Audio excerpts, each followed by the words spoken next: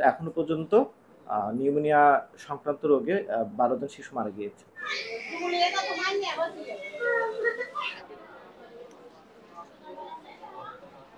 আমার মেয়ের বয়স ৫ মাস, বিগত ৪-৫ দিন সর্দি, জ্বর, কাশ। তারপরে যাকে দেখাইছি উনি বলছে ভর্তি হতো না, তারপরে তার আমাদের একটা প্রাথমিক চিকিৎসা দেন, তারপরে ভর্তি হবো।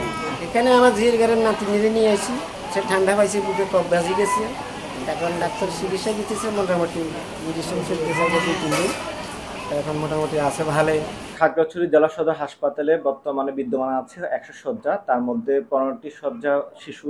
এর মধ্যে আজকে শিশু পিডি ওয়ার্ডে ভর্তি আছে ৫১ জন। তার মানে দেখা যাচ্ছে ১৫, ৩, ১৫, ৪৫, ৩ গুণের বেশি, ধারণ ক্ষমতার বেশি আমাদের এখানে রোগী এখন ইনডোরে চিকিৎসা নিচ্ছে। যেহেতু ১০০ শয্যার লোকবল আছে কিন্তু ২৫০ শয্যার লোকবল নাই, সেই কারণে আমাদের এখন ১০০ শয্যার লোকবল দিয়ে ৩ গুণ ক্ষমতার রোগী আমাদেরকে চিকিৎসা দিতে হচ্ছে। এতে চিকিৎসার ক্ষেত্রে আমাদের চিকিৎসক, নার্স, স্বাস্থ্যকর্মী সবাইরই বেগ পেতে হচ্ছে। সেই সাথে রোগীদেরকে ফ্লোরে রাখতে হচ্ছে। আর এই মাসে প্রথম দিক থেকেই নিউমোনিয়া রোগীর সংখ্যা বেড়ে যাওয়াতে মূলত রোগীর ফ্লোটে বেড়ে গিয়েছে। আর এখানে আমরা চিকিৎসা ঠিকমতো দিচ্ছি।